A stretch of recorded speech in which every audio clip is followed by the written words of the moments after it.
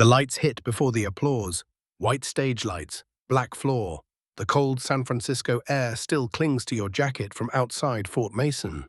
Somewhere past the front row, beyond the camera rigs and giant AI graphics, sit the same kinds of companies Arm has spent 35 years trying not to threaten. And in a few minutes, you may tell them Arm is no longer just the architect. It is stepping onto the battlefield. You are René Haas, CEO of Arm, and on March 24, 2026, the question is no longer whether AI is changing the chip industry. The question is whether it is forcing you to betray the business model that made Arm powerful in the first place. Arm calls this event a defining moment for AI and the future of intelligent compute. That sounds like launch copy. It also sounds like a warning. Because for most of Arm's life, the company's advantage is not just low-power design. It is trust. Arm is founded in November 1990 by Acorn, Apple, and VLSI as advanced RISC machines. Then the lesson gets burned into the company's DNA. The Apple Newton launches in 1993 using Arm technology, and it fails commercially. Arm learns a brutal rule early. If you tie your fate to one product, one customer, one device, you can die with it. So Arm chooses a different path. No branded chips, no factories, no direct war with customers.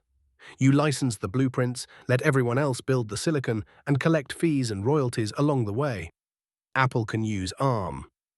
Qualcomm can use Arm. Nvidia can use Arm. Amazon, Google, Microsoft, Samsung, MediaTek, everybody can build on you because you are supposed to be Switzerland. That restraint becomes one of the most successful business models in tech. Arm says its technology has shipped in more than 300 billion chips. It works with over 1,000 partners. Neutrality is not a slogan. It is the product, which is exactly why this moment feels dangerous.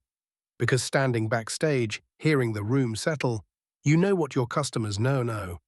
The AI boom is changing where the money sits.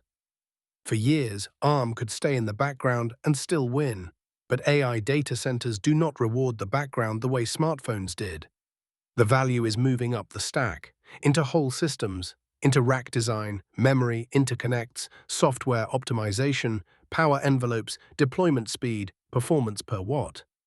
And most of all, into electricity. That is the part of the AI story you keep coming back to. In April 2024, under your byline, Arm argues that global data centers already consume about 460 terawatt-hours of electricity every year. In the US, data centers used about 2.5% of total electricity in 2022.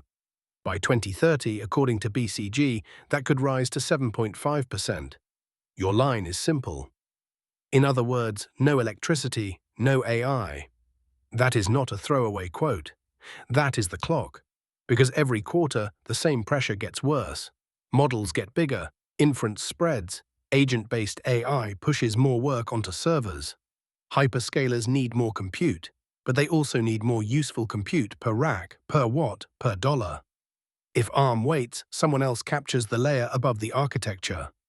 Someone else becomes the company that turns efficiency into a complete AI platform.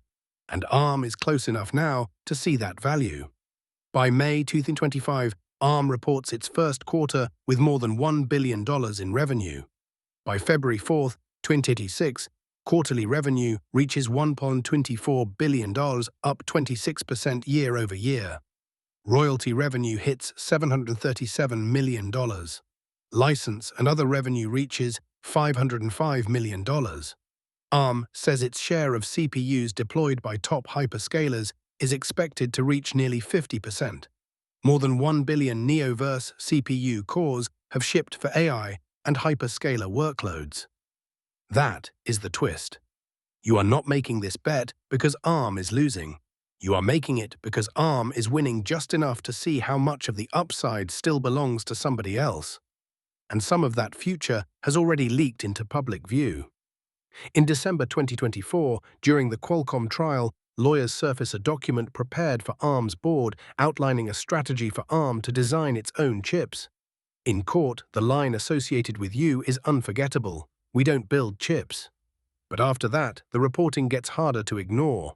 Reuters-based coverage says ARM is recruiting from customers as it plans to sell its own silicon, focused on AI enablement in the data center. In August 2025, ARM reportedly hires Rami Sino, an Amazon AI chip executive tied to Trainium and Inferentia. Earlier reporting says ARM is preparing a server CPU for large data centers, with Meta expected as an early customer. So now, as you step toward the microphone, there are two versions of ARM in the room. The old ARM, the neutral architect. The new ARM, the company asking whether neutrality has become too expensive. And hovering over that decision is Meta. In October 2025, ARM and Meta announce a strategic partnership. Meta's ranking and recommendation systems across Facebook and Instagram will use ARM Neoverse-based data center platforms. The companies work together on PyTorch, FBGEMM, compilers, libraries, VLLM. Meta Infrastructure Chief Santosh Janardhan says the partnership helps scale innovation to the more than 3 billion people using Meta's apps and technologies. And your quote from that announcement almost gives away the whole strategy. AI's next era will be defined by delivering efficiency at scale. Efficiency at scale, not just better cores, not just better blueprints. Scale. If a company like Meta wants infrastructure tuned for AI economics, the safe version of ARM's business is to stop at licensing. But the more valuable version is to go one step further, maybe several. If you're enjoying this story, hit subscribe so you don't miss what happens next. Because this is the moment ARM may decide the safest strategy it ever had no longer fits the future it sees coming. There is another force behind you too, and it is impossible to miss. SoftBank. On March 20th, 2025, SoftBank announces a $6.5 billion deal to acquire Ampere Computing. Buried inside the strategic logic is a clue to everything happening here. SoftBank says Ampere's expertise in developing and taping out ARM-based chips can complement ARM's design strengths. That matters because designing IP and building a real server chip are not the same sport. One is elegant, the other is messy. If you go direct, you are no longer selling only architecture. You are dealing with productization, validation, foundries, support, delivery, platform integration, and all the ugly physical realities ARM has historically let other people handle. Ampere changes that, or at least makes the leap look possible. So from your perspective, this does not feel like madness. It feels like the next rung on a ladder ARM has already been climbing. First you license cores, then you license bigger compute subsystems. Then you help define more of the platform. Then, maybe inevitably, you sell silicon. But the room understands the cost. Look out into that audience and you can almost hear the recalculation. If you are Qualcomm, is ARM still a supplier or a future rival? If you are Amazon, Google, or Microsoft, are you building on a neutral platform or feeding a company that wants to move higher into your lane? If you are NVIDIA, do you see an ecosystem partner or another company deciding that AI's richest layer is too important to leave alone? This is why March 24th matters, even if every exact on-stage spec is not fully locked from accessible primary materials. The meaning is bigger than the product sheet. ARM appears to be crossing a line it avoided for decades. The company that became indispensable by standing behind everyone else's success is testing whether it can step into the market directly without shattering the trust that made that success possible.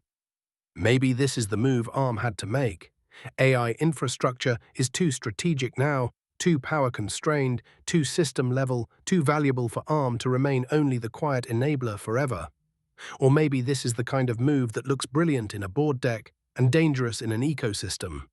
Because the real drama here is not that ARM launches a chip, it is that you, René Haas, look at the AI era and decide ARM can no longer afford to be only the company inside everyone else's machine. To win the next era, ARM may have to stop being neutral, and once Switzerland starts building an army, every ally starts checking the border. If you enjoyed this, please like, share it with your friends, and subscribe.